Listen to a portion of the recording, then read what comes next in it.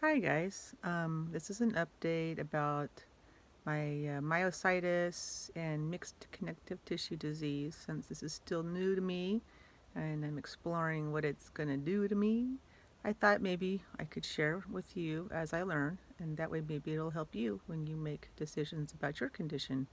So I went to see my rheumatologist, and he says that my creatine kinase is coming down nicely. However, after 2 months of prednisone and scaling down by, was it 10 milligrams per month? Yeah, or per 2 weeks.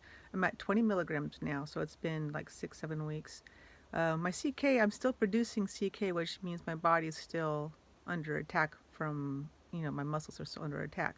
But it's kind of, he says at the point now where if the 20 milligrams isn't enough, the CK could start going back up. So in I kind of looked at the numbers. I kind of tried to do some, math crunching on it, and I guess he kind of knows, and he felt that, I guess since it hadn't gone back to normal yet, that perhaps my body needs a little extra help. So he ended up prescribing, which one is it? He prescribed the hydroxychloroquine. I'll show it to you because I can't pronounce it. So it looks like it's going to be backwards. Anyway, so that's he prescribed that, and also one for my Raynauds because it's been pretty bad. It's winter time, so and then he prescribed this one, which is the amlodipine. I'm not a good reader, so anyway, that's supposed to help dilate the veins. And the first one that was for the autoimmune, and supposed to help um, keep my body from doing too much damage to itself. And then I guess one of the joys of being on uh, uh, oh my gosh, the anti-inflammatory, the I cannot think of the name. Anyway, GERD. If you never had it, I've never had it until I started the. I cannot find the word. And this is something else I've noticed recently. Is I'm having a hard time thinking, and I'm not sure if it's one of the new drugs or not. So this is something I'm going to be keeping an eye on because prednisone.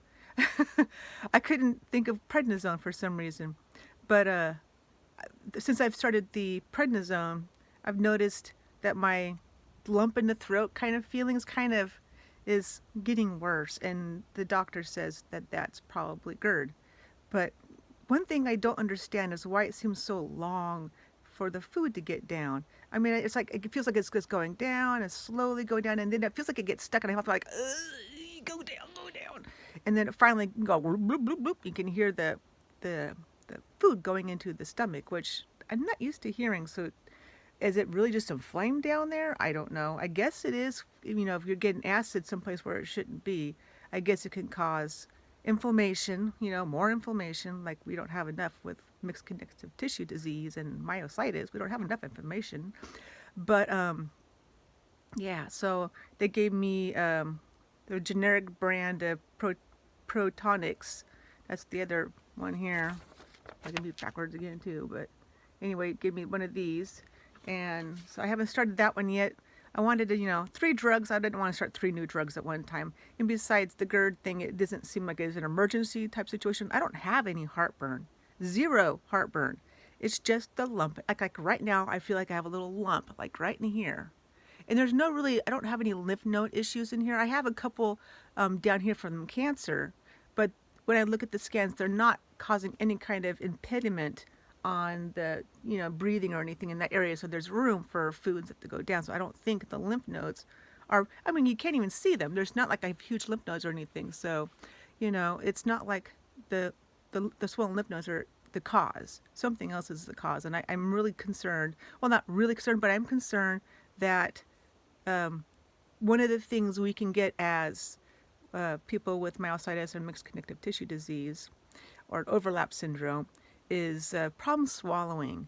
And so that's something I'm going to be keeping an eye on. I haven't, I've chewed food, and it's kind of like I'll half an hour later I'll burp, and the food's like not like gross or anything. It's just food. Like it just never went all the way down. It, like it never hit the stomach. So it's really weird. And then I do have a lot of belching more than usual, but everything else seems normal. Like, from the stomach down, it's fine. I occasionally get a little bit of colon related pain, but that's probably something else I'll have to keep a track of. But otherwise, my strength has improved. I'm definitely not where I used to be. So I have a long ways to go. My weight is finally stable. I think I might actually gain a pound or two in the last week or so. So we'll see. That kind of changes from day to day. But overall, I'm doing okay. Medications don't seem to be causing too many side effects other than the kind of mentally fogginess, maybe. Maybe it's the best way to put it. Just like there's brick walls in the way. I have to really climb hard to get over them to think what I'm trying to do. But energy's okay, strength is improving, so the medications are definitely helping. My doctor also ordered the lung function test, because when we have mixed connective tissue disease, one of the things you can get is, oh, just my kitty.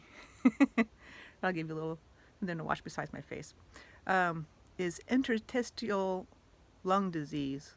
If I understand that correctly, it's when a lot of fibrin gets around the air sacs and keeps them from expanding properly, which makes it hard to breathe. And then another thing we can get is, it could be hard on our heart because we get too much pressure in there. They can actually cause heart failure, I guess, as well. Another thing I think I did mention last time is the shakiness, and it doesn't seem to be quite as bad now that I'm down to 20 milligrams. And the doctor said, I asked him about that, and he said that usually between 10 and 20 milligrams is when people start noticing the shakiness decrease or go away. So I really look forward to that. But I think one of the weird things with the two of the blood dilator or the quinine, one of them is kind of making my sleep a little funky. Not bad, and not like insomnia like with the high dose prednisone. But I think that might be contributing to the brain fog.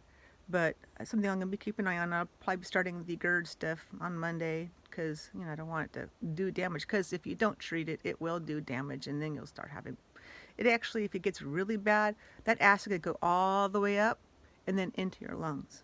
And then that can cause coughing and cause problems. And my friend has that. So don't want that to happen. So we want to get that healed up down there. But I didn't want to start too many new drugs at once. So, but everything looks good. I'm feeling better other than being a little, And when you're on cancer drugs and prednisone and all these other drugs, nothing's going to be perfect. But I can function. And that's saying a lot because before I got diagnosed with the mixed connective tissue, I felt like I could barely function. I could barely hold a fork or a spoon or a knife or my cell phone. I couldn't draw. I couldn't hardly write. My hands hurt and were so swollen. Everything hurt. And nothing was helping. So, a lot better now. Hopefully, we'll get everything under control and get off some of these drugs because that'd be nice. If you've got any questions or comments, I'm happy to answer them. I check, regularly. I like to reply to people if they have honest questions. And if you're just going to advertise your stuff to me, then I probably won't respond. That happens once in a while. But if you think this might be helpful, you can share it and let somebody else know what's going on. But I will continue to update you as I learn more. Thanks for watching. Bye.